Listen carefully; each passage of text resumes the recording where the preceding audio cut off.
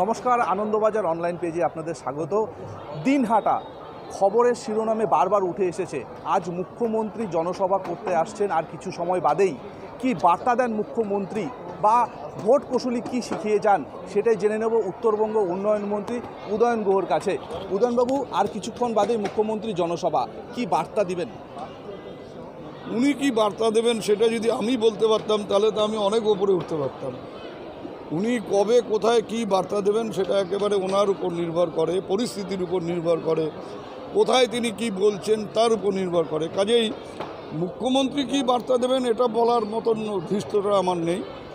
তবে উনি আসা মানে কর্মীরা আরও বেশি উৎসাহিত হওয়া, কর্মীদের মধ্যে আরও একটা জোশ বেড়ে যাওয়া, সেটা হবে বলে আমি নিশ্চিত। কতটা তাৎপর্যপূর্ণ আজকের এই মুখ্যমন্ত্রীর জনসভা?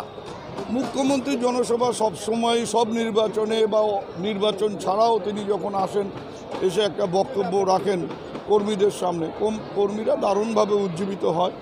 এবং আমি নিশ্চিতভাবে বলতে পারি যে আজকের এই সভার পরে বাকি যে 7 দিন থাকবে, সেই 7 দিন কর্মীদের আর নতুন করে কিছু আমাদের বোঝাতে হবে না, তারা সেইভাবেই এগিয়ে যাবে। আজকের এই সভার পর সপ্তাহখানেক পরেই নির্বাচন, কতটা অক্সিজেন যোগাবে কর্মীদের মনে? বুঝতে পারলাম না। কতটা অক্সিজেন যোগাবে কর্মীদের মনে? আমি আবারও বলছি যে মুখ্যমন্ত্রী তো তিনি শুধু মুখ্যমন্ত্রী না, তিনি আমাদের নেত্রীও বটে। কাজেই তিনি আসা মানে কর্মীরা ভীষণভাবে উজ্জীবিত হবেন এবং সেই উদ্দীপনা উৎসাহ ভোটের ফলাফলের মধ্যে হবে, প্রভাব তার পড়বেই।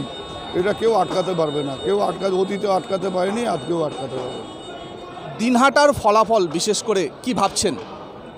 আমাদের একটা আলাদা করে পেস্টিভ, মানে সবারই পেস্টিতে ফাইট, তবে যেহেতু প্রার্থী দিনহাটা মহকুমার এবং অতীতেও আমরা দেখেছি যখন দিনহাটা মহকুমার থেকে প্রার্থী হয়েছিল 2009 সালের নির্বাচনে, তখন যদিও আমি ফরওয়ার্ড ব্লকের সাথে যুক্ত ছিলাম, কিন্তু 2009 সালের ফরওয়ার্ড ব্লক প্রার্থী 34,000 ভোটে জিতেছিলেন, তার মধ্যে 27,000 ভোটের মার্জিন আমরা দিনহাটার থেকে দিয়েছিলাম, অর্থাৎ দিনহাটা মহকুমার থেকে। আমি বিশ্বাস করি এবারেও আমাদের প্রার্থী জয়ের ক্ষেত্রে দিনহাটা মহকুমার একটা বড় ভূমিকা থাকবে। এবারে নির্বাচনে বিশেষ করে কি চাইছেন, মানে কতটা শান্তিপূর্ণভাবে নির্বাচন? আমরা চাই শান্তিপূর্ণভাবে ভোট হোক, শান্তিপূর্ণভাবে মানুষ ভোট দিক, প্রত্যেকটা মানুষ নিজের ভোটাধিকার প্রয়োগ করুক এবং কোনোভাবেই যাতে ওই এদের কেন্দ্রীয় বাহিনীকে কেউ এক্সপ্লয়েট করতে না পারে সেদিকে নজর আমাদের রাখতে হবে। এবং একটা তিক্ত অভিজ্ঞতা আমাদের কুচবিহারের মানুষের আছে। 2021-এর বিধানসভা নির্বাচনের সময় শীতলকুচিতে নির্মমভাবে গুলি চালিয়ে 4 জনকে হত্যা করেছিল কেন্দ্রীয় বাহিনী। সেই ঘটনার পুনরাবৃত্তি যাতে না ঘটে সেদিকে লক্ষ্য রাখতে হবে।